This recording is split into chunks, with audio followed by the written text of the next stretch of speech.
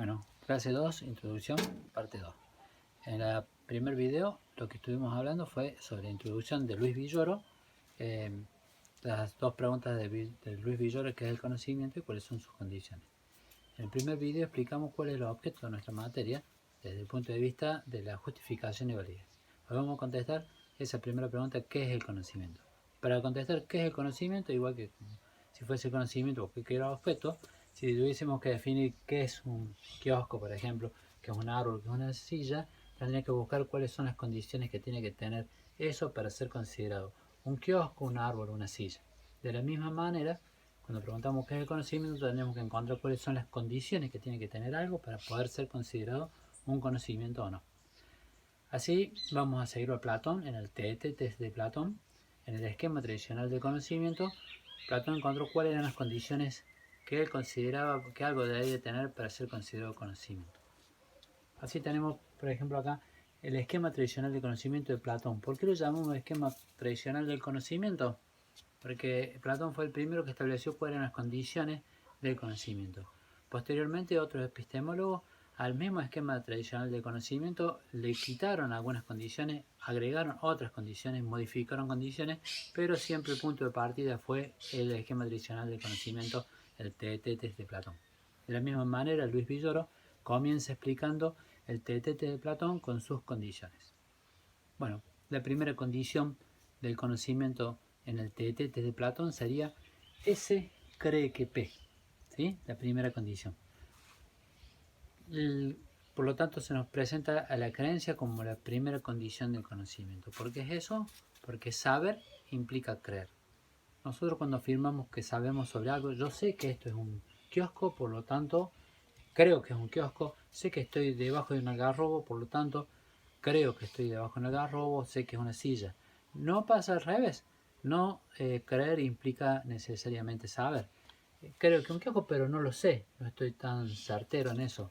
Por lo tanto, la palabra creencia puede tener distintos sentidos y significados. Unos opuestos a saber y otros en el sentido restringido, como el que nosotros lo estamos usando. El sentido restringido se refiere a creer como tener algo por verdadero o pro verdad. Por lo tanto, la primera condición que tendría que tener conocimiento, porque lo implica, sería que el sujeto crea un hecho determinado. La segunda condición del conocimiento es que P, entre mayúscula entre comillas, sea verdadero.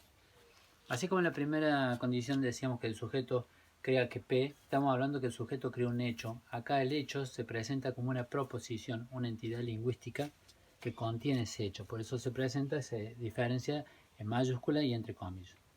¿Cuál sería la segunda condición que nos presenta Platón acá? Que esta entidad lingüística se corresponda con la realidad. Por lo tanto, que sea verdadero.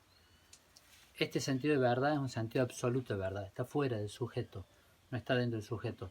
Lo que Platón nos plantea como condición es que esa verdad esté fuera, en la realidad. ¿Sí? Una verdad como correspondencia con la realidad. Sigue la teoría de la correspondencia. Por lo tanto, algo P va a ser verdadero cuando exista en la realidad, ¿sí? Fuera del sujeto.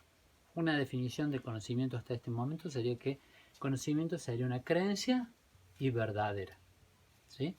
Esa definición es correcta, pero insuficiente. Todavía necesitaríamos otra condición más, ¿no es cierto? La tercera condición es que el sujeto tenga, además de que el conocimiento sea una creencia verdadera, que el sujeto tenga razones suficientes para creer que P.